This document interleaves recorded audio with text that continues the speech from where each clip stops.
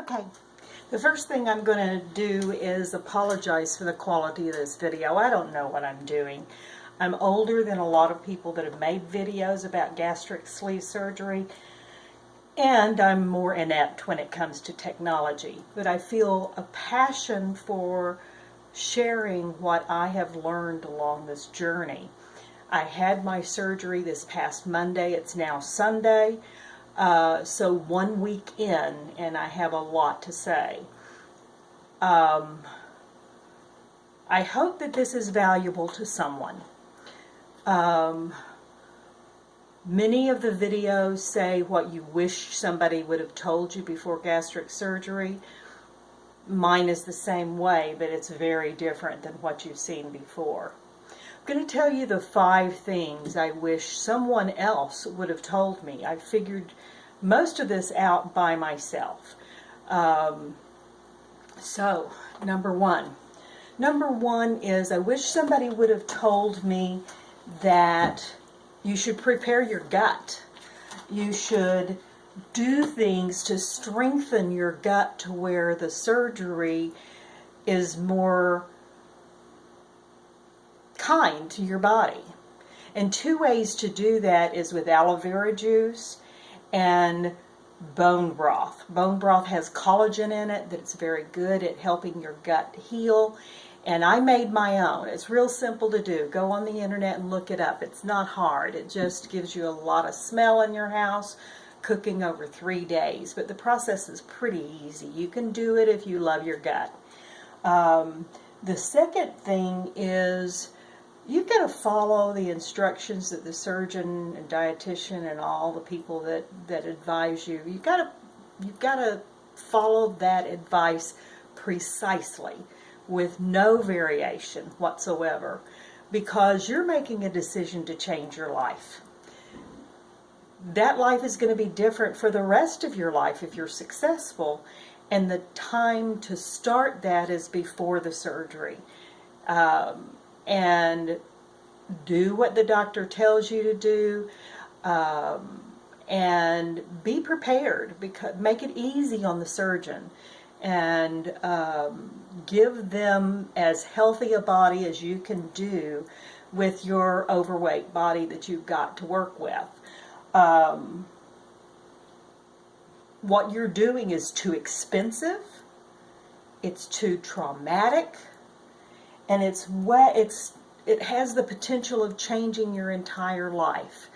Trying to get a little bit of temporary pleasure out of cheating on the instructions, it's just, I'm sorry, it's stupid. So just don't do that. The third thing is what I was told that I had to eat for the first week is broth, and typically chicken broth, and artificially flavored Jell-O and popsicles, and water, and manufactured protein shakes. For a foodie like me, that doesn't give me much to work with.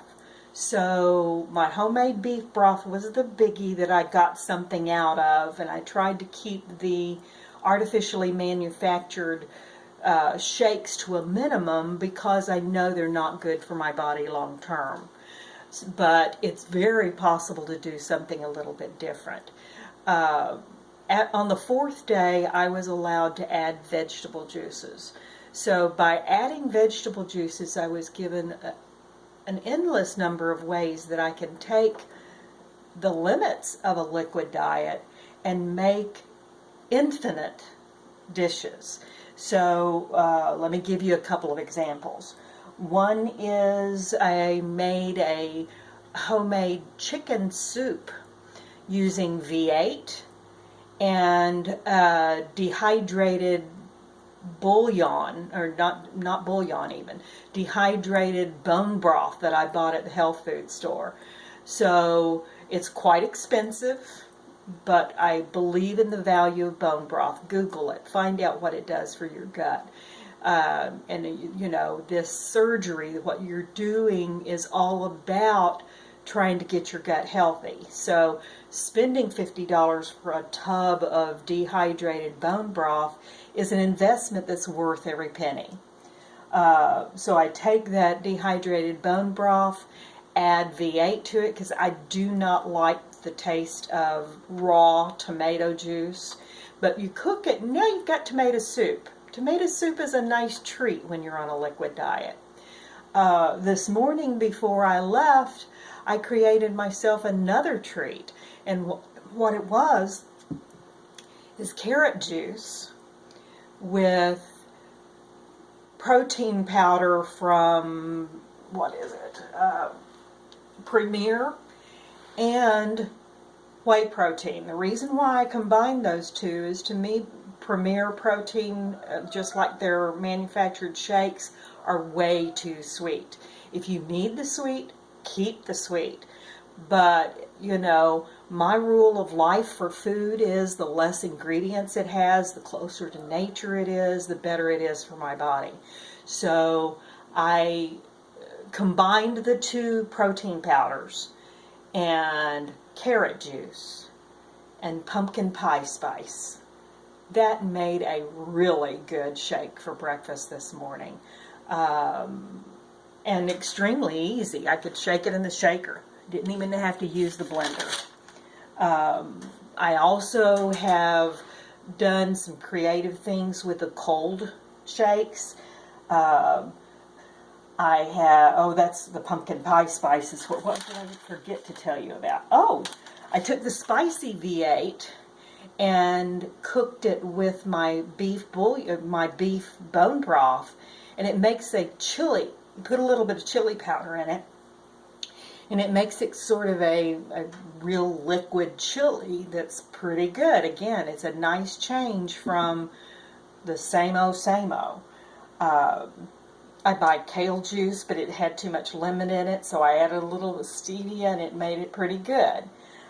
So use your head to create variety in the foods that you get. The fourth thing is, all of this is about the fact that you need to have a purpose. You need to have a goal. And your goals don't have to do with weight and inches. Your goals have to do with, who do you want to be? How do you want to live the rest of your life in a slender body? Make it a mission. Make it a passion that you reach those goals. I've been doing this kind of thing in business my entire life, and as you can tell, I'm not a young lady. So when you have those passionate goals for yourself, then every time you're tempted to do something that is not healthy, then you can ask,